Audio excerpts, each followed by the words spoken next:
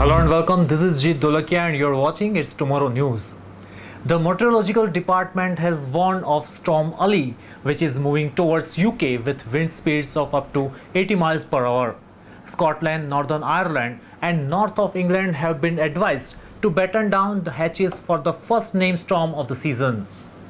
Forecasters warned of danger to life from flying debris, while power cuts, damage to buildings, road closure and transport cancellations were also possible. South to southwest winds veering westerly will increase to speeds of between 65 km per hour and 80 km per hour, with gusts of up to 120 km per hour for a time in places.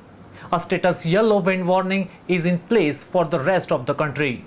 Storm Ali comes after the UK was hit by the remnants of tropical storm Helene, which brought gusty winds and an unusually warm start to the week.